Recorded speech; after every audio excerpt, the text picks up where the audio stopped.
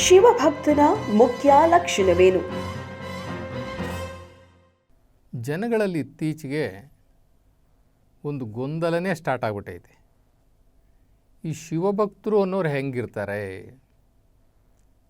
ಶಿವಭಕ್ತರು ಅನ್ನೋರು ಹೆಂಗಿರಬೇಕು, ಹೆಂಗಿರ್ತಾರೆ ಅನ್ನುವಂಥ ಅನುಮಾನ ಮೂಡಿಬಿಟ್ಟಿದೆ. ಕಾರಣ, ಶಿವಭಕ್ತರು ಅನಿಸ್ಕೊಂಡಿರ್ತಕ್ಕಂಥವ್ರು ಕೆಲವರು ನಡ್ಕೊಳ್ತಾ ಇರ್ತಕ್ಕಂಥ ನಡೆಗಳು, ಅವ್ರ ಮೇಲೆ ಬರ್ತಾ ಇರ್ತಕ್ಕಂಥ ವಿವಾದಗಳು, ಅವರ ಮೇಲೆ ಬರ್ತಾ ಇರ್ತಕ್ಕಂಥ ಸಂಶಯಗಳು, ಕೆಟ್ಟ ವಾರ್ತೆಗಳು, ಇವೆಲ್ಲ ನೋಡ್ತಾ ಇದ್ದಾಗ ಜನಗಳಿಗೆ ಶಿವಭಕ್ತರು ಅಂದರೆ ಯಾರನ್ನು ನಾವು ಶಿವಭಕ್ತರು ಅಂತ ಕರಿಬೇಕು, ಅವ್ರು ಹೆಂಗಿರ್ತಾರೆ, ಅವ್ರ ಗುಣ ಏನು, ಅವ್ರ ಸ್ವಭಾವ ಏನು, ಅವರ ಲಕ್ಷಣಗಳೇನು, ಈ ರೀತಿ ಇವತ್ತಿನ ಯುವ ಜನಾಂಗಕ್ಕೆ ಕನ್ಫ್ಯೂಷನ್ ಆಗ್ಬಿಟ್ಟೈತೆ. ತುಂಬ ಜನ ಈ ಕಾವಿದಾರಿಗಳು ಮಾಡುವಂತಹ ತಪ್ಪುಗಳು ಜನಗಳಿಗೆ ಈ ಶಿವಭಕ್ತರ ಮೇಲೆ ನಂಬಿಕೆನೇ ಹೋಗೋ ಥರ ಮಾಡಿಬಿಟ್ಟಿದ್ದಾರೆ. ನಂಬಿಕೆನೇ ಹೋಗಿಬಿಟ್ಟಿದೆ ಇವಾಗ. ಸ್ವಾಮೀಜಿಗಳು ಅಂತಂದರೆ ಅಥವಾ ಒಬ್ಬ ಋಷಿಮುನಿಗಳು, ಇವತ್ತಿನ ಒಂದು ಸಾಧಕರು, ಸದ್ಭಕ್ತರು, ದಾರ್ಶನಿಕರು, ಇವ್ರ ಮೇಲೆ ಒಂದು ಗೌರವನೇ ಹೋಗೋ ಥರ ಆಗಿಬಿಟ್ಟಿದೆ. ನಾವು ನೋಡ್ತಾ ಇದ್ದೀವಿ, ಕೆಲವು ಸ್ವಾಮೀಜಿಗಳು ಅಪವಾದಗಳನ್ನು ಒತ್ಕೊಳ್ತಾರೆ. ಆಮೇಲೆ ಅವೆಲ್ಲವೂ ಕೂಡ ಕೆಲವು ಕಡೆ ಸಾಬೀತಾಗಿರೋದು ಕೂಡ ಉಂಟು. ಜೈಲ್ಗಳಿಗೆ ಹೋಗ್ತಾರೆ, ಕೋರ್ಟ್ಗಳಿಗೆ ಹೋಗ್ತಾರೆ, ಪೊಲೀಸ್ ಸ್ಟೇಷನ್ಗಳಿಗೆ ಹೋಗ್ತಾರೆ, ಬೇಲ್ ತಗೊಳ್ತಾರೆ. ಹೀಗೆ ಏನೇನೋ ನಡೆದಿದ್ದರಿಂದ ಜನರಲ್ಲಿ ಈ ಶಿವಭಕ್ತರು ಅಥವಾ ಯಾವುದೇ ಒಬ್ಬ ಸ್ವಾಮೀಜಿ ಅಂದರೆ ಸಾಕು ಒಂದು ರೀತಿ ಅಸಡ್ಡೆ, ಅನುಮಾನ, ಅಸಹ್ಯ ಹುಟ್ತಾ ಇರ್ತಕ್ಕಂಥ ದಿನದಲ್ಲಿ ನಾವು ಶಿವಶರಣರು ಅಂದರೆ ಹೆಂಗಿರಬೇಕು, ಹೆಂಗಿರ್ತಾರೆ, ಅವ್ರ ಲಕ್ಷಣಗಳೇನು ಅನ್ನೋದನ್ನು ತಿಳ್ಕೊಳ್ಳೋದ್ರಲ್ಲಿ ಬಹಳ ವಿಶೇಷ ಇದೆ. ನಮ್ಮ ಶರಣರು ಬಸವಣ್ಣನವರು ತಮ್ಮ ವಚನಗಳಲ್ಲಿ ಎಲ್ಲ ಬರೆದಿಟ್ಬಿಟ್ಟು ಹೋಗಿದ್ದಾರೆ. ಒಬ್ಬ ಶಿವಶರಣ ಆಗಬೇಕಾದ್ರೆ ಅವನಿಗೇನು ಲಕ್ಷಣಗಳಿರಬೇಕು. ಕಾವಿ ಬಟ್ಟೆ ಹಾಕ್ಕೊಂಡ ತಕ್ಷಣಕ್ಕೆ ಶಿವ ಅಂದ ತಕ್ಷಣಕ್ಕೆ ಅವರು ಶಿವಭಕ್ತರಲ್ಲ. ಒಳಗಡೆ ಕಾಯಗುಣ ಸುಟ್ಟಿರಬೇಕು, ಅವರಿಗೆ ಇಂದ್ರಿಯಗಳು ಸುಟ್ಟಿರಬೇಕು, ಇಂದ್ರಿಯ ಗುಣಗಳು ಸುಟ್ಟಿರಬೇಕು. ಅವರು ವಿಭೂತಿ ನಾವು ಹಣೆಗೆ ಹಚ್ಕೊಳ್ಳೋ ವಿಭೂತಿ ಇದೆಯಲ್ಲ, ಆ ವಿಭೂತಿ ಥರ ಸುಟ್ಟು ಪರಿಪಕ್ವವಾಗಿರಬೇಕು. ಅದಕ್ಕೆ ಅವ್ರಿಗೆ ಹೇಳ್ತಾರೆ, ಕೆಲವರಿಗೆ ವಿಭೂತಿ ಪುರುಷ ಅಂತ ಹೇಳ್ತಾರೆ. ವಿಭೂತಿ ಪುರುಷ ಅಂತಂತಂದರೆ ಸೂಕ್ಷ್ಮ ಶರೀರ, ಕಾರಣ ಶರೀರ, ಸ್ಥೂಲ ಶರೀರ, ಎಲ್ಲ ಶರೀರಗಳಲ್ಲಿರ್ತಕ್ಕಂಥ ಅವಗುಣಗಳು ಸುಟ್ಟು ಹೋಗಿರಬೇಕು. ಹೇಗೆ ವಿಭೂತಿ ಸುಟ್ಟು ಹೇಗೆ ಒಂದು ದಿವ್ಯ ಜ್ಯೋತಿ ಥರ ಬೆಳಕು ಥರ ಕಾಣಿಸುತ್ತಲ್ಲ, ಹಾಗೆ ಅವನು ಸ್ಥೂಲ, ಸೂಕ್ಷ್ಮ, ಕಾರಣ ಶರೀರಗಳು ಸುಟ್ಟು ಅವನ ಇಂದ್ರಿಯಗಳು, ಇಂದ್ರಿಯ ಗುಣಗಳು ಎಲ್ಲವೂ ಸುಟ್ಟು ಪರಿಪಕ್ವವಾಗಿರ್ತಾನಲ್ಲ, ಅವನನ್ನು ಮಾತ್ರ ನಾವು ಶಿವಭಕ್ತ ಅಂತ ಕರಿಬೇಕು. ಯಾರಿಗೆ ಶಿವನ ಅನುಗ್ರಹ, ಶಿವನ ಅನುಭವ, ಶಿವನ ಅರಿವು ಆಗಿರ್ತದೋ ಅವರು ಯಾವಾಗಲೂ ಸದಾ ಮೌನಿಗಳಾಗಿರ್ತಾರೆ. ಅವರ ಗುಣವೇ ಹಾಗೆ. ಮಾತು ಆಡಿದ್ರೆ ಹೋಯಿತು, ಮುತ್ತು ಹೊಡೆದ್ರೆ ಹೋಯಿತು ಅನ್ನುವ ರೀತಿಯಲ್ಲಿರ್ತಾರೆ. ಅವ್ರ ಬಾಯಿಂದ ಏನು ಬರ್ತದೋ ಅಂತ ಹೇಳಿ ಜನ ಕಾಯ್ಕೊಂಡಿರಬೇಕು, ಏನು ಬರ್ತದೋ ಅಂತ. ಯಾಕೆ ಅಂದರೆ ಬರುವುದೆಲ್ಲವೂ ಕೂಡ ಶಿವಜ್ಞಾನವೇ ಆಗಿರ್ತದೆ. ಆ ಬರುವ ಮಾತೆಲ್ಲವೂ ಕೂಡ ಮುತ್ತೇ ಆಗಿರ್ತದೆ, ಜ್ಞಾನವೇ ಆಗಿರ್ತದೆ. ಯಾಕೆಂದರೆ ಯಾವುದೇ ಯೋಗಿ, ಯಾವುದೇ ಸಾಧಕ ಅವನು ಜ್ಞಾನಿ ಆಗಿದ್ದರೆ ಜ್ಞಾನಿಗೆ ಮೌನವೇ ಭೂಷಣ. ಮಾತು ಹೆಂಗೆ ಬರಬೇಕು ಅಂತಂದರೆ ಜನರು ಕಿವಿ ಕೊಟ್ಟು ಕೇಳಂಗಿರಬೇಕು, ಮನಸ್ಸಿಟ್ಟು ಕೇಳಿಸ್ಕೊಳ್ಳಂಗಿರಬೇಕು. ಇಲ್ಲಿ ಬಸವಣ್ಣವರು ಹೇಳ್ತಾರೆ ಒಂದು ವಚನದಲ್ಲಿ, ಭಕ್ತಿ ಎಂಬ ನಿಧಾನವ ಸಾಧಿಸಿದ್ದರೆ ಶಿವಪ್ರೇಮವೆಂಬ ಅಂಜನವನ್ನು ಹಚ್ಚಿಕೊಂಡಿರಬೇಕು. ಭಕ್ತನಾದವನಿಗೆ ಇದೇ ಪ್ರಥಮವಾಗಿರಬೇಕು. ನಮ್ಮ ಕೂಡಲ ಸಂಗನ ಶರಣರ ಭಕ್ತನಾದವನಿಗೆ ಇದೇ ಪ್ರಥಮವಾಗಿರಬೇಕು. ನಮ್ಮ ಶರಣರ ಅನುಭವ ಇದೆಯಲ್ಲ, ಈ ಶಿವಶರಣರ ಅನುಭವ ಇದೆಯಲ್ಲ, ಇದು ಗಜವೈದ್ಯ ಇದ್ದಂತೆ. ಗಜವೈದ್ಯ ಇದ್ದಂತೆ. ಇದರ ಅರ್ಥ, ಯಾರು ಶಿವಭಕ್ತಿ ಅನ್ನುವಂತಹ ಭಕ್ತಿಯಲ್ಲಿರ್ತಾರೆ ಅವನಿಗೆ ಆ ಶಿವಭಕ್ತಿಯೇ ನಿಧಿಯಾಗಿರ್ತದೆ, ಐಶ್ವರ್ಯ ಆಗಿರ್ತದೆ. ಅವನಿಗೆ ಶಿವನ ಐಶ್ವರ್ಯ ಸಿಕ್ಕಿ ಶಿವನ ನಿಧಿಯೇ ಸಿಕ್ಕಿದ್ದರೆ ಅವನಿಗೆ ಆ ಶಿವಜ್ಞಾನ ಅನ್ನುವಂತಹ ಅಂಜನದಲ್ಲಿ ಇರ್ತಾನೆ. ಅಂಜನ ಅಂತಂತಂದರೆ ನಾವು ಮಾಟ ಮಂತ್ರ ಮಾಡಲಿಕ್ಕೆ ಉಪಯೋಗಿಸ್ತೀವಲ್ಲ, ಆ ರೀತಿ ಅವ್ರ ಹತ್ರ ಮಾತಾಡಿದ್ರೇ ಸಾಕು, ಅವರಿಗೆ ಶಿವಾಂಜನ ಆದಂಗೆ. ಅವರ ಮುಟ್ಟಿದ್ರೆ ಸಾಕು, ಅಥವಾ ಅವರ ಜೊತೆ ಒಂದಷ್ಟು ಶಿವಜ್ಞಾನದ ವಿಚಾರವನ್ನು ಮಾತಾಡಿದ್ರೆ ಸಾಕು, ಅದರಿಂದ ಹರಡುವಂಥ ಪರಿಮಳ ತನ್ನ ತನು ಮನ ದೃಷ್ಟಿ, ಆ ದೃಷ್ಟಿ ಭಾವದಿಂದಲೇ ಎದುರುಗಡೆ ಇರ್ತಕ್ಕಂಥವ್ರು ಪವಿತ್ರವಾಗಿ ಬಿಡ್ತಾರಂತೆ. ಇಂತಹ ಗುಣ ಭಕ್ತನಾದವಂಗೆ ಇದು ಪ್ರಥಮ ಗುಣವಾಗಿರಬೇಕು. ಅಂದರೆ ಪ್ರಭಾವಿಯಾಗಿರಬೇಕು.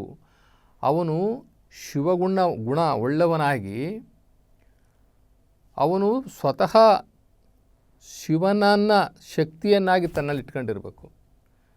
ಅಂತಹ ಗುಣ ಮೊದಲಿಗೆ ಪ್ರಥಮವಾಗಿ ಭಕ್ತನಿಗೆ ಇರಬೇಕು ಅಂತ ಹೇಳ್ಬಿಟ್ಟು ಬಸವಣ್ಣರು ಹೇಳ್ತಾರೆ. ಇನ್ನೊಂದು ಗುಣ ಶಿವಶರಣರಿಗಿರಬೇಕು.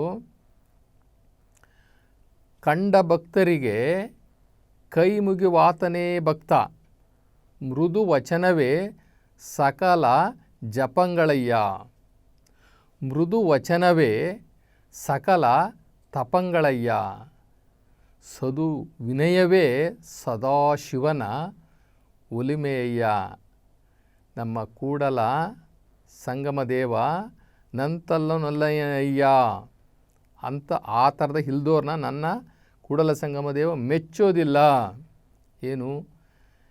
ಕಂಡವರಿಗೆ ಕೈ ಮುಗಿವಾತನೇ ಭಕ್ತ.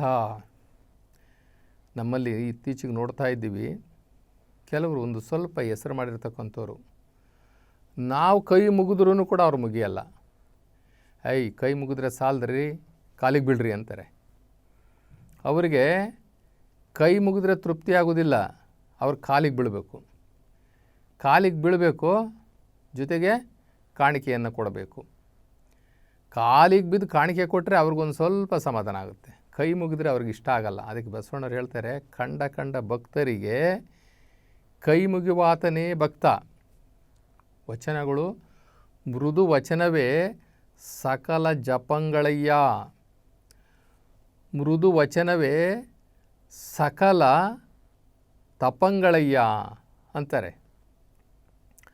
ಆ ಸದು ವಿನಯವೇ ಸದಾಶಿವನ ಒಲುಮೆಯಯ್ಯ. ಮಾತುಗಳು ಹೆಂಗಿರಬೇಕು ಅಂತಂದರೆ, ಅವರು ಯಾರೇ ಇರಲಿ ಎದುರುಗಡೆ ಬಂದರೆ ಅವರು ಎಂತಹ ಜಾತಿಯವನಾಗಿರಲಿ, ಕುಲದವನಾಗಿರಲಿ, ಸಾಹುಕಾರನಾಗಿರಲಿ, ಕನಿಷ್ಠ ಬಡವನಾಗಿರಲಿ, ಅವರನ್ನು ಬಾಯಿ ತುಂಬ ಮಾತಾಡಿಸ್ಬೇಕಂತೆ ಶಿವಭಕ್ತನಾದವನು. ಅದು ಸುಮ್ಮನೆ ಅಲ್ಲ, ಕೈ ಮುಗಿದು ಮಾತಾಡಿಸ್ಬೇಕಂತೆ.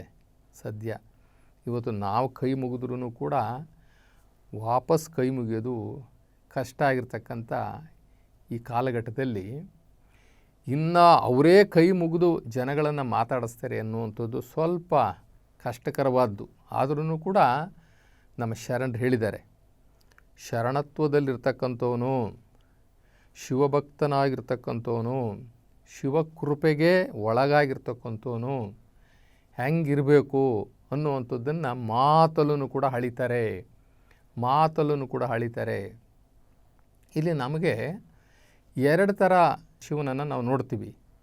ಶಿವ ಅಂದ ತಕ್ಷಣಕ್ಕೆ ಜನಗಳಿಗೆ ಸಾಮಾನ್ಯವಾಗಿ ಅವರ ತಲೆ ಹೋಗೋದು ಎಲ್ಲಿಗೆ ಅಂತಂತಂದರೆ ಪಾರ್ವತಿ ಪತಿ ಶಿವನ ಹತ್ರ ಹೋಗಿಬಿಡ್ತದೆ. ಶಿವ ಅಂದ ತಕ್ಷಣಕ್ಕೆ ಪಾರ್ವತಿ ಪತಿ ಶಿವ, ಈ ಕಡೆ ಪಾರ್ವತಿ, ಈ ಕಡೆ ಗಣೇಶ, ತಲೆ ಮೇಲೆ ಗಂಗೆ, ಈ ರೀತಿ ಹಿಂಗೆ ಹೋಗಿಬಿಡ್ತದೆ ನಮ್ಮ ಮೈಂಡು. ಇಲ್ಲಿ ಎರಡು ಥರ ಶಿವನನ್ನು ನಾವು ನೋಡ್ತಾ ಇದ್ದೀವಿ. ಒಂದು ವ್ಯಕ್ತಿ ಶಿವ, ಇನ್ನೊಂದು ಶಕ್ತಿ ಶಿವ.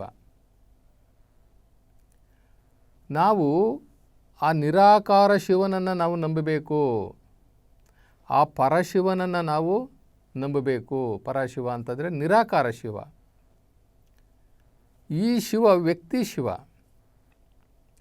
ಅಥವಾ ಒಬ್ಬ ಮಹರ್ಷಿ ಯೋಗಿ ಅಂತ ನಾವು ಕರಿಬೋದು. ಪಾರ್ವತಿ ಪತಿಯನ್ನು ಒಬ್ಬ ಯೋಗಿ ಮಹರ್ಷಿ ಅಂತ ಕರಿಬೋದು. ಯಾಕೆ ಅಂತಂದರೆ ಪಾರ್ವತಿಪತಿ ಶಿವ, ಅವನ ಹೆಸರು ಒರಿಜಿನಲ್ ಹೆಸರು ಶಂಕರ. ಆ ಶಂಕರನು ಕೂಡ ಶಿವಭಕ್ತನೇ, ಆ ಶಂಕರನು ಕೂಡ ಲಿಂಗಭಕ್ತನೇ, ಅವನು ಯೋಗಿನೇ. ಯೋಗಿ ಶಿವ ಅಂತಾರೆ ಅವನಿಗೆ, ಯೋಗಿ ಶಿವ. ಯೋಗಿ ಶಿವನೇ ಬೇರೆ, ಪರಶಿವನೇ ಬೇರೆ. ಪರಶಿವ ನಿರಾಕಾರ ಶಿವ, ಅವನು ಜಗತ್ತು ಸೃಷ್ಟಿ ಮಾಡಿದವನು, ಈ ಜಗತ್ತಿನ ತಂದೆ. ಅವನು ಯಾರ ಕಣ್ಣಿಗೂ ಕಾಣಲ್ಲ, ಅವನು ಜ್ಯೋತಿ ಸ್ವರೂಪದಲ್ಲಿದ್ದಾನೆ. ಅಂತಹ ಆ ನಿರಾಕಾರ ಶಿವನನ್ನು ಯಾರು ದೇವರು ಅಂತ ನಂಬಿರ್ತಾರೋ ಅಂತಹ ಶಿವಭಕ್ತರು ಯಾವ ಕಾರಣಕ್ಕೂ ಕೂಡ ತಪ್ಪು ಮಾಡೋದಿಲ್ಲ. ಯಾವ ಕಾರಣಕ್ಕೂ ಅಂತಹ ಆ ಲೆವೆಲ್ಗೆ ಹೋಗಿರ್ತಕ್ಕಂಥವ್ರು ಆ ನಿರಾಕಾರ ಶಿವನನ್ನೇ ದೇವರು ಅಂತ ಹೇಳಿ ನಿರ್ಧಾರ ಮಾಡಿ, ಯಾರು ಆ ನಿರಾಕಾರ ಶಿವನನ್ನೇ ನಂಬಿರ್ತಾರೆ, ಒಪ್ಕೊಂಡಿರ್ತಾರೆ, ಅವರು ಯಾವ ಕಾರಣಕ್ಕೂ ಕೂಡ ತಪ್ಪು ಮಾಡೋದಿಲ್ಲ. ಇಲ್ಲಿ ಹೆಂಗೆ ಅಂತಂದರೆ ನೀರಿನಿಂದ ಮುತ್ತು ತಯಾರಾಗುತ್ತೆ. ನೀರಿನಿಂದ ತಯಾರಾದಂಥ ಮುತ್ತು ಮತ್ತೆ ನೀರೊಳಗಡೆ ಹಾಕಿದ್ರೆ ಅದು ಕರಗೋದಿಲ್ಲ. ಅದು ಆ ನಿರಾಕಾರ ಶಿವನನ್ನು ನಂಬಿರ್ತಕ್ಕಂಥವರ ಪರಿವರ್ತನೆ. ಅದೇ ನೀರಲ್ಲಿ ಉಪ್ಪು ಕೂಡ ತಯಾರಾಗುತ್ತೆ. ಉಪ್ಪು, ಆ ಉಪ್ಪು ಯಾವುದು ಅಂತಂದರೆ ಈ ಶಿವನನ್ನೇ, ಅಂದರೆ ಈ ಯೋಗಿ ಶಿವನನ್ನು, ಪಾರ್ವತಿಪತಿ ಯೋಗಿ ಶಿವನನ್ನು ಶಿವ ಅಂತ ನಂಬ್ಕೊಂಡಿರ್ತಾರಲ್ಲ, ಅವ್ರು ಹೆಂಗೆ ಅಂತಂದರೆ ಅದೇ ನೀರಿಂದ ತಯಾರಾಗಿರ್ತಕ್ಕಂಥ ಉಪ್ಪು ಮತ್ತೆ ನೀರೊಳಗೆ ಹಾಕಿದ್ರೆ ಕರಗೋಗುತ್ತೆ. ಹೀಗೆ ಯಾರು ಆ ನಿರಾಕಾರ ಶಿವನನ್ನು, ಆ ಪರಾತ್ಪರ ವಸ್ತುವಾಗಿರ್ತಕ್ಕಂಥ ಆ ಶಿವನನ್ನು, ಆ ನಿರಾಕಾರ ಶಿವನನ್ನು, ಆ ದಯಾಮಯನಾಗಿರ್ತಕ್ಕಂಥ ಇಡೀ ಜಗತ್ತಿಗೆ ತಂದೆಯಾಗಿರ್ತಕ್ಕಂಥ ಜ್ಯೋತಿ ಸ್ವರೂಪವಾಗಿರ್ತಕ್ಕಂಥ ನಿರಾಕಾರ ಶಿವನನ್ನು ಯಾರು ದೇವರು, ಏಕೈಕ ದೇವರು ಅಂತ ನಂಬಿರ್ತಾರೋ ಅವರು ಮುತ್ತಿದ್ದಂಗೆ, ನೀರಿನಲ್ಲೇ ಹಾಕಿದ್ರು ಕೂಡ ಮುತ್ತಿದ್ದಂಗೆ. ಈ ಶಿವನನ್ನು, ಪಾರ್ವತಿಪತಿ ಶಿವನನ್ನು, ಈ ಪರಶಿವನನ್ನು, ಈ ಯೋಗಿ ಶಿವನನ್ನು ಯಾರು ದೇವರು ಅಂತ ತಿಳ್ಕೊಂಡಿರ್ತಾರಲ್ಲ, ಅವರು ನೀರಿನಲ್ಲಿ ತಯಾರಾದಂಥ ಉಪ್ಪಿದ್ದಂಗೆ. ಯಾವ ಟೈಮಲ್ಲಿ ಬೇಕಾದ್ರೂ ಕರಗೋಗುತ್ತೆ, ಯಾವಾಗ ಬೇಕಾದ್ರೂ ಚೇಂಜ್ ಆಗಿಬಿಡ್ತದೆ. ಹಾಗೆ ಇಲ್ಲಿ ಶರಣರಲ್ಲಿ, ಅಂದರೆ ಶಿವಭಕ್ತರಲ್ಲಿ ಎರಡು ಭಾಗ ಮಾಡಬೇಕಾಗುತ್ತೆ ನಾವು. ಆ ಶಂಕರನನ್ನು ಶಿವ ಅಂತ ನಂಬಿರ್ತಕ್ಕಂಥ ಒಂದು ವರ್ಗ, ಅವರು ಶಿವಭಕ್ತರು ಅಂತ ಕರ್ಕೊತಾರೆ. ಆ ನಿರಾಕಾರ ಶಿವನನ್ನು ಶಿವ ಅಂತ ಹೇಳಿ ನಂಬಿರ್ತಕ್ಕಂಥದ್ದು ಒಂದು ವರ್ಗ, ಅವರನ್ನು ಕೂಡ ಶಿವಭಕ್ತರು ಅಂತಾರೆ, ಇವರನ್ನು ಕೂಡ ಶಿವಭಕ್ತರು ಅಂತಾರೆ. ಆದರೆ ನಾವು ಒಂದು ತಿಳ್ಕೊಳ್ಬೇಕು, ಈ ಪಾರ್ವತಿಪತಿ, ಈ ಶಂಕರನನ್ನು ಅಥವಾ ಈ ಶಿವನನ್ನು ಪೂಜೆ ಮಾಡಿದವರಿಗೆ ಯಾವತ್ತೂ ಕೂಡ ಒಳ್ಳೆಯ ಬುದ್ಧಿ ಬರೋದಿಲ್ಲ. ಕಾರಣ ಇಷ್ಟೇ, ಪಾರ್ವತಿಪತಿಗೆ ಏನೇನು ಗುಣಗಳಿತ್ತು? ಆನೆಯನ್ನು ಕೊಲೆ ಮಾಡಿದಂಥವನು ಯಾರು? ಈ ವ್ಯಕ್ತಿ ಶಿವ. ಶಿಶುಹತ್ಯೆ ಮಾಡಿದಂಥವನು ಈ ವ್ಯಕ್ತಿ ಶಿವ. ವೀರಭದ್ರನನ್ನು ಕಳಿಸಿ ತನ್ನ ಮಾವ ಅಂದರೆ ಪಾರ್ವತಿಯ ತಂದೆ ದಕ್ಷಬ್ರಹ್ಮ, ಆ ದಕ್ಷಬ್ರಹ್ಮನ ತಲೆ ತೆಗೆಸ್ತಂಥವನು. ಕಾಮ ಇದೆ ಅವರಿಗೆ, ಕ್ರೋಧ ಇದೆ, ಲೋಭ ಇದೆ, ಮೋಹ ಇದೆ, ಮದಮತ್ಸರಗಳಿದ್ದಾವೆ. ಅವ್ರು ಹೆಂಗೆ ದೇವರಾಗ್ಲಿಕ್ಕೆ ಸಾಧ್ಯ? ನಾವು ಅವ್ರನ್ನ ಪೂಜೆ ಮಾಡಿದ್ರೆ ಅದೇ ಬುದ್ಧಿ ನಮಗೂ ಬರ್ತದೆ. 2 ಮದುವೆ, ಈಗ ಅವ್ರನ್ನ ಪೂಜೆ ಮಾಡಿ ನಮಗೂ ಅದೇ ಬುದ್ಧಿ ಬಂದು ನಾವು 2 ಮದುವೆ ಮಾಡ್ಕೊಂಬಿಟ್ರೆ ಬಿಡ್ತದ ಸರ್ಕಾರ? ಕಾನೂನು ಬಿಟ್ಬಿಡ್ತದ? ಆವಾಗ ದೇವ್ರಿಗೊಂದು ಲೆಕ್ಕ, ನಮಗೊಂದು ಲೆಕ್ಕನಾ?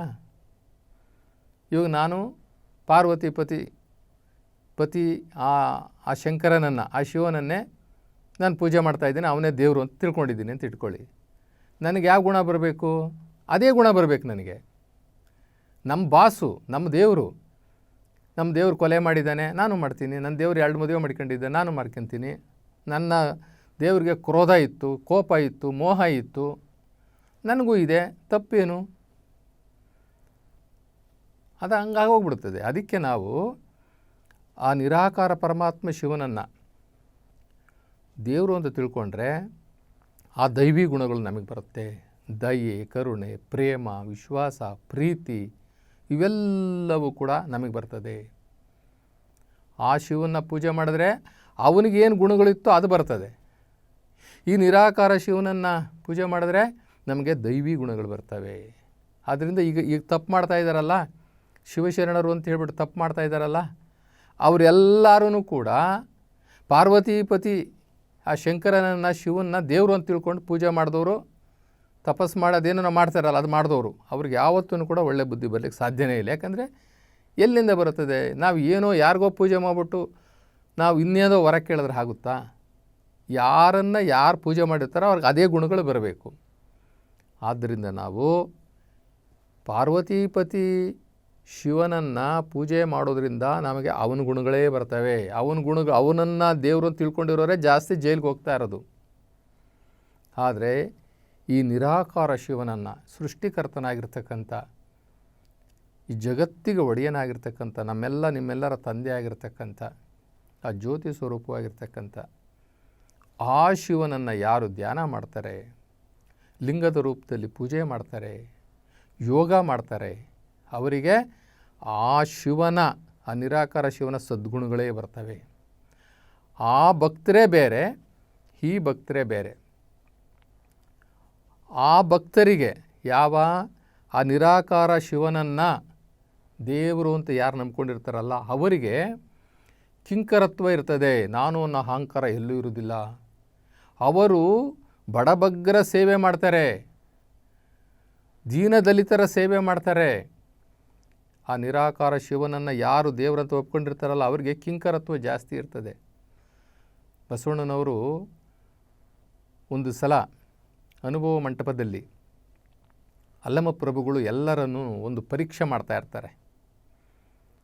ಏನು, ಈ ಅನುಭವ ಮಂಟಪದಲ್ಲಿ ಎಲ್ಲರೂ ಊಟ ಮಾಡ್ಕೊಂಡು ಆರಾಮಾಗಿದ್ದಾರಾ ಅಥವಾ ಏನಾದ್ರು ಸಾಧನೆ ಮಾಡ್ತಾ ಇದ್ದಾರಾ? ಯಾಕಂದರೆ ಅಲ್ಲಿ ಒಳ್ಳೆ ಊಟ ಎಲ್ಲ ಸಿಗ್ತಾಯಿತ್ತು, ಬಂದಂಥವ್ರಿಗೆಲ್ಲ ಆಶ್ರಯ, ಅನ್ನ ವ್ಯವಸ್ಥೆ ಎಲ್ಲ ಇರ್ತಾಯಿತ್ತು. ಎಲ್ಲರೂ ಊಟ ಮಾಡಿಕೊಂಡು ಕಾಲ ಕಳ್ಕೊಂಡಿದ್ದಾರಾ ಅಥವಾ ಏನಾದರೂ ಒಂದಷ್ಟು ಸಾಧನೆ ಮಾಡ್ತಾ ಇದ್ದಾರಾ ಅನ್ನುವಂಥದ್ದನ್ನು ಪರೀಕ್ಷೆ ಮಾಡೋಕ್ಕೆ ಅಲ್ಲಮ ಪ್ರಭುಗಳು ಒಂದು ದಿನ ಅನುಭವ ಮಂಟಪದಲ್ಲಿ ಒಂದು ಪ್ರಶ್ನೆಯನ್ನು ಕೇಳ್ತಾರೆ. ಏನರಪ್ಪ ನೀವೆಲ್ಲ ಶಿವಯೋಗ ಮಾಡ್ತಾಯಿದ್ದೀರಾ, ಶಿವಜ್ಞಾನ ಸಾಧನೆ ಮಾಡ್ತಾ ಇದ್ದೀರಾ ಅಂತ ಹೇಳ್ಬಿಟ್ಟು ಕೇಳ್ತಾರೆ. ಶಿವನಿಗೆ ನೀವೆಲ್ಲ ಶರಣರಾಗಿದ್ದೀರಾ ಅಂದರೆ ಶಿವನಿಗೆ ಶರಣರಾಗಿದ್ದೀರಾ ಅಂತ ಕೇಳ್ತಾರೆ. ಹೌದು, ನಾವೆಲ್ಲರೂ ಆ ನಿರಾಕಾರ ಶಿವನಿಗೆ ಶರಣಾಗಿದ್ದೇವೆ. ಅವನೊಬ್ಬನೇ ಏಕೈಕ ದೇವ ಅಂತ ನಾವು ಅವನಿಗೆ ಶರಣಾಗಿದ್ದೀವಿ. ಅವನನ್ನು ಬಿಟ್ಟು ಅನ್ಯ ದೇವರಿಲ್ಲ ಅನ್ನೋದನ್ನು ನಾವು ತಿಳ್ಕೊಂಡಿದ್ದೇವೆ. ನಾವು ಶಿವಭಕ್ತರಾಗಿದ್ದೇವೆ, ಅಪ್ಪಟ ಶಿವಭಕ್ತರಾಗಿದ್ದೇವೆ, ಶಿವತತ್ವದಲ್ಲಿದ್ದೇವೆ, ಶಿವಜ್ಞಾನದಲ್ಲಿದ್ದೇವೆ ಅಂತ ಹೇಳಿ ಇಡೀ ಸಭಾಮಂಟಪ, ಅನುಭವ ಮಂಟಪ, ಅಲ್ಲಿರ್ತಕ್ಕಂಥ ಸಾಧಕರು, ಶರಣರು ಹೇಳ್ತಾರೆ. ಆವಾಗ ಬಸವಣ್ಣವರು ಒಬ್ಬರೇ ಎದ್ದು ನಿಂತ್ಕೊಂತಾರೆ. ಪ್ರಭುಗಳೇ, ಇವರು ಯಾರೂ ಭಕ್ತರಲ್ಲ ಅಂತ ಅಂದ್ಬಿಡ್ತಾರೆ. ಇಡೀ ಸಭೆ ದಿಗ್ಭ್ರಮೆ ಆಗಿಬಿಡ್ತದೆ. ಬಸವಣ್ಣನವರು ಪ್ರಭುಗಳು ಮೇಲೆ ಕೂತಿರ್ತಾರೆ, ಅವರು ಸ್ಪೀಕರು. ಪ್ರಭುಗಳೇ, ಇವರು ಯಾರೂ ಭಕ್ತರಲ್ಲ ಅಂತ ಹೇಳಿಬಿಡ್ತಾರೆ. ಸಭೆಗೆ ಗೊಂದಲ, ಗಾಬರಿ ಆಗಿಬಿಡ್ತದೆ. ಯಾಕೆ ಬಸವಣ್ಣವರು ಹಿಂಗೆ ಹೇಳಿಬಿಟ್ರು ಅಂತ. ಆವಾಗ ಅಲ್ಲಮ ಪ್ರಭುಗಳು ಕೇಳ್ತಾರೆ, ಏನು ಬಸವಣ್ಣ, ಇವ್ರು ಯಾರೂ ಭಕ್ತರಲ್ವಾ? ಇಲ್ಲ ಇವ್ರು ಯಾರು ಭಕ್ತರಲ್ಲ. ಮತ್ತು ಇನ್ಯಾರು ಭಕ್ತರು? ನಾನು ಒಬ್ಬನೇ ಭಕ್ತ. ಎಲ್ಲರಿಗೂ ಮತ್ತಷ್ಟು ಗಾಬರಿ ಆಗ್ಬಿಡ್ತದೆ. ಅಯ್ಯೋ, ಬಸವಣ್ಣನವ್ರಿಗೆ ಈ ಥರ ಬುದ್ಧಿ ಯಾಕಪ್ಪ ಬಂತು? ಬಸವಣ್ಣ ಒಬ್ಬರೇ ಭಕ್ತರಂತೆ, ನಾವು ಯಾರೂ ಭಕ್ತರಲ್ವಂತೆ. ಬಸವಣ್ಣನಿಗೆ ಯಾಕಿಂತ ಕೆಟ್ಟ ಬುದ್ಧಿ ಬಂತು? ಈ ಥರ ಹೇಳ್ಬೋದಾ ಬಸವಣ್ಣ? ಯಾಕೆಂದರೆ ಯಾರಾದರೂ ನಮಗೆ ತುಂಬ ಬೇಕಾಗಿರ್ತಕ್ಕಂಥದ್ದು ಏನೋ ಒಂದು ತಪ್ಪು ಮಾಡಿಬಿಟ್ರೆ ನಾವೇ ತಪ್ಪು ಮಾಡಿಬಿಟ್ಟಿದ್ದೀವಿ ಅನ್ನೋಷ್ಟು ಬೇಜಾರಾಗ್ಬಿಡ್ತದೆ ಎಲ್ಲರಿಗೂ. ಇಡೀ ಸಭೆ ಮೌನವಾಗಿದೆ. ಬಸವಣ್ಣ ಎದ್ದು ನಿಂತ್ಕೊಂಡು ಇವ್ರು ಯಾರೋ ಭಕ್ತರಲ್ಲ, ನಾನು ಒಬ್ಬನೇ ಭಕ್ತ, ನಾನು ಒಬ್ಬನೇ ಶಿವಭಕ್ತ ಅಂತ ಹೇಳ್ತಾ ಇದ್ದಾರೆ. ಇದನ್ನು ನಾವು ಹೆಂಗೆ ಜೀರ್ಣಿಸ್ಕೊಳ್ಳೋದು, ಹೆಂಗೆ ಒಪ್ಪೋದು? ಯಾಕೆ ಬಸವಣ್ಣಿಂದ ತಪ್ಪು ಮಾಡ್ತಾ ಇದ್ದಾರೆ ಅಂತ ಎಲ್ಲರೂ ಉಸಿರನ್ನು ಕಟ್ಟಿಕೊಂಡು ನೋಡ್ತಾ ಇದ್ದಾರೆ. ಅಲ್ಲಮ್ಮ ಪ್ರಭುಗಳಿಗೂ ಸ್ವಲ್ಪ ಗಾಬರಿ ಆಗುತ್ತೆ. ಆವಾಗ ಕೇಳ್ತಾರೆ, ಬಸವಣ್ಣ ಅದು ಹೆಂಗೆ ಸಾಧ್ಯ? ಇಲ್ಲಿರೋರು ಯಾರೂ ಕೂಡ ಶಿವಭಕ್ತರಲ್ಲ, ನೀನು ಒಬ್ಬನೇ ಶಿವಭಕ್ತ ಹೆಂಗಾಗಲಿಕ್ಕಾಗುತ್ತೆ ಅಂತ ಕೇಳ್ತಾರೆ. ಅದಕ್ಕೆ ಬಸವಣ್ಣವ್ರವ್ರು ಕೊಟ್ಟ ಉತ್ತರ, ಪ್ರಭುಗಳೇ, ಇವರೆಲ್ಲರೂ ಕೂಡ ಗುರುಲಿಂಗ ಜಂಗಮ ಸ್ವರೂಪಿಗಳು, ಇವರೆಲ್ಲ ಶಿವಸ್ವರೂಪಿಗಳು, ಇವರಿಗೆಲ್ಲ ನಾನು ಒಬ್ಬನೇ ಭಕ್ತ, ಇವರಿಗೆಲ್ಲ ನಾನು ಒಬ್ಬನೇ ಭಕ್ತ ಅಂದ ತಕ್ಷಣ ಆ ಸಭೆಯಲ್ಲಿ, ಅನುಭವ ಮಂಟಪದಲ್ಲಿ ಎಲ್ಲರ ಕಣ್ಣಲ್ಲಿ ನೀರು, ಸಂತೋಷದ ನೀರು. ಇದು ಶಿವಭಕ್ತಿ, ಇದು ಕಿಂಕರತ್ವ. ನನಗಿಂತ ಕಿರಿಯರಿಲ್ಲ, ಶಿವ ಭಕ್ತರಿಗಿಂತ ಹಿರಿಯರಿಲ್ಲ. ಆದರೆ ಈಗಿನವರು ಆ ಥರ ನಡ್ಕೊಳ್ತಾ ಇದ್ದಾರಾ? ನಾವು ಭಕ್ತಿ ಮಾರ್ಗದ ಈ ಭಕ್ತಿ ಕಾಂಡದಲ್ಲಿ ನಾವು ನೋಡ್ತೀವಿ, ಭಕ್ತ ಮಾರ್ಕಂಡಯ್ಯ, ಭಕ್ತ ಪ್ರಹ್ಲಾದ, ಬಾಲಕ ಧ್ರುವ, ಬೇಡರ ಕಣ್ಣಪ್ಪ, ಭಕ್ತ ಕುಂಬಾರ, ಇವರೆಲ್ಲ ನಾವು ನೋಡ್ತಾ ಇದ್ದೀವಿ. ಇವರೆಲ್ಲ ಈ ಭಾರತ ದೇಶದ ಈ ಭರತ ಭೂಮಿಯಲ್ಲಿ ಬಂದು ಹೋದಂತಹ ಶಿವಭಕ್ತರು. ದಯವಿಲ್ಲದ ಧರ್ಮ ಯಾವುದಯ್ಯ? ಬಸವಣ್ಣವ್ರು ಕೇಳ್ತಾರೆ. ಶಿವಭಕ್ತರಾಗಿರ್ತಕ್ಕಂಥವ್ರಿಗೆ ಮೊದಲು ದಯೆ ಇರಬೇಕು, ಕರುಣೆ ಇರಬೇಕು. ಆ ದಯೆ, ಆ ಕರುಣೆ ಇಲ್ಲ ಅಂತಂದರೆ ನೀವು ಶಿವಭಕ್ತರಾಗಲಿಕ್ಕೆ ಹೆಂಗೆ ಸಾಧ್ಯ? ದಯವಿಲ್ಲದ ಧರ್ಮ ಅದಾವುದಯ್ಯ? ದಯವೇ ಬೇಕು ಸಕಲ ಪ್ರಾಣಿಗಳೆಲ್ಲರಲ್ಲಿ. ಪ್ರಾಣಿಗಳೆಲ್ಲರಲ್ಲಿ ಅಂದರೆ ಪ್ರಾಣಿಗಳು ಅಂತಂದರೆ ಬರೀ ಪ್ರಾಣಿಗಳಷ್ಟೇ ಅಲ್ಲ, ಪ್ರಾಣ ಇರ್ತಕ್ಕಂಥ ಪ್ರತಿಯೊಂದು ಜೀವಿ. ಅದಕ್ಕೆ ಮುಂದಕ್ಕೆ ಇನ್ನೊಂದು ಸಾಲ ಹೇಳ್ತಾರೆ, ದಯವಿರಬೇಕು ಸಕಲ ಪ್ರಾಣಿಗಳಲ್ಲಿ, ಅಂದರೆ ಮಾನವ ಸೇರಿಸಿ ಸಕಲ ಜೀವ ಜಗತ್ತು ಎಲ್ಲರಲ್ಲೂ ಕೂಡ ದಯೆಯನ್ನು ತೋರಿಸ್ಬೇಕು ಶಿವಭಕ್ತನಾಗಿರ್ತಕ್ಕಂಥವನು. ಕರುಣೆ ಇರಬೇಕು. ಆಗಿಲ್ಲದೆ ಇರ್ತಕ್ಕಂಥವ್ರನ್ನು ಯಾರನ್ನೂ ಕೂಡ ಶಿವಭಕ್ತರಂತ ಹೇಳಿಬಿಟ್ಟು ಕರೀಲಿಕ್ಕಾಗೋದಿಲ್ಲ. ಮತ್ತೊಂದು ಹೇಳ್ತಾರೆ, ತನಗೆ ಮುನಿದವರಿಗೆ ತಾ ಮುನಿಯಲು ಯಾಕಯ್ಯ? ಯಾರೋ ಒಬ್ಬರು ನಮ್ಮ ಮೇಲೆ ಬೇಜಾರು ಮಾಡ್ಕೊಳ್ತಾರೆ, ನಮ್ಮ ಮನಸ್ಸಿಂದ ಬೇಜಾರಾಗಿರ್ಬೋದು, ಅಥವಾ ನಾವು ಹೇಳುವಂಥ ತತ್ವ ಅವರಿಗೆ ಸರಿ ಅನ್ನಿಸದೇ ಇರ್ಬೋದು, ಅವರು ಮುನಿಸ್ಕೊಳ್ಬೋದು. ಆದರೆ ನಾವು ಮುನಿಸ್ಕೊಳ್ಬಾರ್ದಂತೆ. ನಾವು ಅವರಿಗೆ ಸಮಾಧಾನ ಮಾಡಿ, ಅವರಿಗೆ ಸಂತೈಸಿ, ಅವರಿಗೆ ತಿಳುವಳಿಕೆ ಕೊಡುವವರೆಗೆ ನಾವು ಸಮಾಧಾನವಾಗಿರಬೇಕು. ತನಗೆ ಮುನಿದವರಿಗೆ ತಾ ಮುನಿಯಲು ಯಾಕಯ್ಯ? ತನಗಾದ ಕೇಡೇನು? ನಾವು ಅವ್ರ ಹತ್ರ ಮಾತಾಡ್ಬಿಟ್ರೆ ನಮಗೇನು ಕೇಡಾಗ್ಬಿಡ್ತದೆ? ಅವ್ರು ನಮ್ಮ ಮೇಲೆ ಮುನ್ಸ್ಕೊಂಡಿರ್ತಾರೆ, ನಾವು ಮುನ್ಸ್ಕೊಳ್ಳೋದು ಬೇಡ. ನಾವು ಅವ್ರನ್ನ ಮಾತಾಡ್ಸಿದ್ರೆ, ಅವರನ್ನು ಪ್ರೀತಿಯಾಗಿ, ಯಾಕಪ್ಪ ನನ್ನ ಮೇಲೆ ನೀವು ಬೇಜಾರು ಮಾಡ್ಕೊಂಡಿದ್ದೀಯಾ ಅಂತ ಅಂದರೆ ನಮಗಾದ ಕೇಡೇನು? ಏನು ತಪ್ಪಾಗುತ್ತೆ? ತನುವಿನ ಕೋಪ ತನ್ನ ಹಿರಿತನಕ್ಕೆ ಕೇಡು. ತನುವಿನ ಕೋಪ ಅಂದರೆ ಈ ಶರೀರದಲ್ಲಿ ಉತ್ಪತ್ತಿಯಾದಂತಹ ಕೋಪ ಇದೆಯಲ್ಲ, ಆ ಕ್ಷಣಾರ್ಧದಲ್ಲಿ ಉತ್ಪತ್ತಿಯಾಗುವಂತಹ ಕೋಪ ಇದೆಯಲ್ಲ, ಆ ಕೋಪ ತನ್ನ ಹಿರಿತನಕ್ಕೆ ಕೇಡು. ಮನದ ಕೋಪ ತನ್ನ ಜ್ಞಾನಕ್ಕೆ ಕೇಡು. ಅವರೆಷ್ಟೇ ಜ್ಞಾನಿಯಾಗಿದ್ರೂ ಸಹ ಒಂದು ನಿಮಿಷ ಕೋಪ ಮಾಡ್ಕೊಂಬಿಟ್ರೆ ಜನಗಳಿಗೆ ಹೆಂಗೆ ಅನ್ನಿಸ್ತದೆ ಅಂದರೆ, ಅವ್ರು ಏನೇ ವಿದ್ವಾಂಸರು ಇರ್ಬೋದು, ಜ್ಞಾನಿ ಇರ್ಬೋದು ರೀ, ಆದರೆ ಕೋಪ ಮಾಡ್ಕೊಳ್ಳೋದು ಅಷ್ಟು ಸರಿ ಇಲ್ಲಪ್ಪ ಅಂದುಬಿಡ್ತಾರೆ. ಯಾಕಂದರೆ ಮನದ ಕೋಪ ತನ್ನ ಜ್ಞಾನಕ್ಕೆ ಕೇಡು.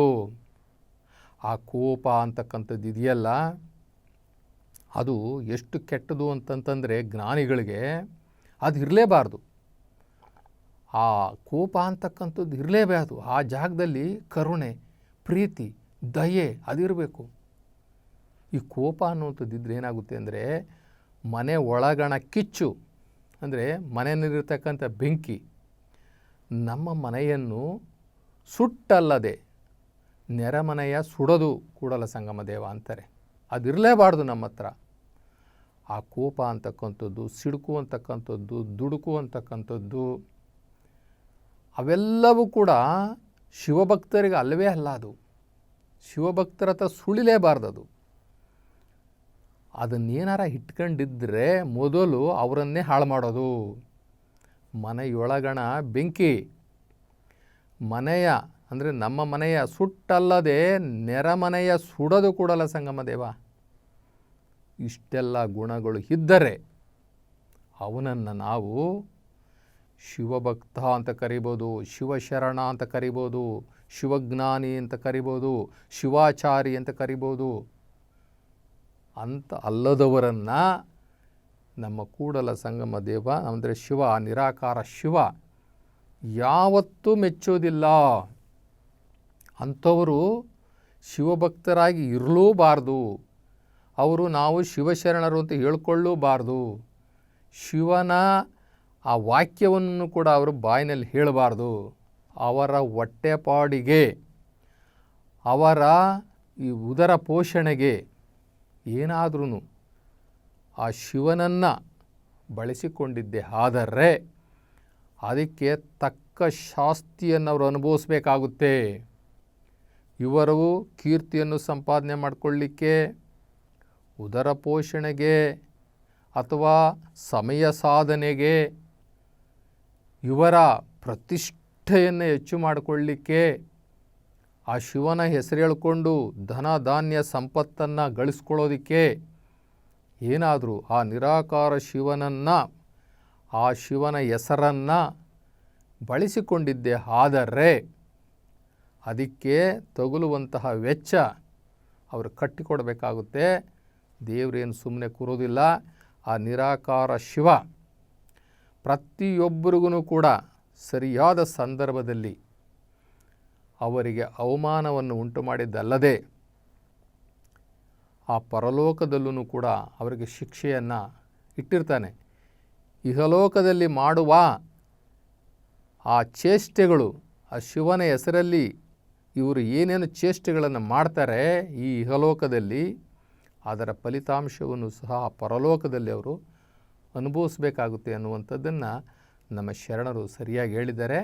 ಆದ್ದರಿಂದ ನಾವು ಇವತ್ತು ಯಾರ ಹತ್ರ ಆದರೂ ಮುನಿಸ್ಕೊಂಡಿದ್ದರೆ, ನಮ್ಮ ವೈರಿಗಳಿದ್ದರೆ ಮೊದಲು ನಾವು ಅವರನ್ನು ನಾವೇ ಮಾತಾಡಿಸ್ಬೇಕು. ಯಾರ ಹತ್ರನೂ ವೈರತ್ವ ಕಟ್ಕೊಳ್ಬಾರ್ದು. ನಮ್ಮ ಮಾತುಗಳು ಮೃದುವಾಗಿರಬೇಕು. ನಮ್ಮ ಮಾತುಗಳು ಮಧುರ ಜೊತೆಗೆ ಪ್ರೀತಿ ತುಂಬಿರಬೇಕು, ವಿಶ್ವಾಸ ತುಂಬಿರಬೇಕು. ನಾವು ಯಾರ ಹತ್ರನೂ ನಿಷ್ಠೂರ ಕಟ್ಕೊಳ್ಳೋದಾಗಲಿ, ಶತ್ರುತ್ವ ಕಟ್ಕೊಳ್ಳೋದಾಗಲಿ, ಮುನಿಸಿಕೊಳ್ಳೋದಾಗಲಿ, ಮಾತು ಬಿಡೋದಾಗಲಿ ಮಾಡಬಾರ್ದು. ನಮಗೇನು ಕೇಡಾಗೋದಿಲ್ಲ. ಅವರು ನಮ್ಮನ್ನು ಬೈದಿರಲಿ, ನಾವೇ ಹೋಗಿ ಮಾತಾಡ್ಸೋಣ. ಏನಪ್ಪ ಅವನು ನಾಚಿಕೆ ಇಲ್ಲ, ಈಗ ತಾನೇ ಬೈದುಟ್ಟು ಬಂದಿದ್ದೀನಿ, ಮತ್ತೆ ಮಾತಾಡ್ಸ್ಕೊಂಡು ಬಂದಿದ್ದಾನೆ ಅನ್ಲಿ. ದೇವ್ರ ಹತ್ರ ಇರ್ತಾನೆ, ದೇವ್ರು ಮೆಚ್ಕೊಳ್ತಾನೆ. ಜನ ಅಂದ್ಕೊಳ್ಳಿ ನಾವು ಮಾನ ಇಲ್ಲ ಮರ್ಯಾದೆ ಇಲ್ಲ, ಈಗ ತಾನೇ ಬೈಸ್ಕೊಂಡಿದ್ದಾನೆ, ತಿರ್ಗಿ ಅವನ್ನೇ ಮಾತಾಡ್ಸ್ಕೊಂಡು ಹೋಗ್ತಾನೆ ಅನ್ಲಿ, ಪರವಾಗಿಲ್ಲ. ಅದು ಸಾಮಾನ್ಯ ಜನರ ಪ್ರಜ್ಞೆ. ಅದು ನಮಗೆ ಶಿವ ಮೆಚ್ಕೊಳ್ತಾನೆ. ಅದರಿಂದ ಈ ಭೂಲೋಕಕ್ಕೆ ಬಂದ ಮೇಲೆ ನಾವು ಯಾರನ್ನೂ ಕೂಡ ನಿಷ್ಠೂರ ಕಟ್ಕೊಳ್ಳದಲ್ಲೇ ಪ್ರೀತಿ ವಿಶ್ವಾಸದಲ್ಲಿ ಸದುವಿನಯದಿಂದ ನಾವು ಬದುಕಬೇಕು.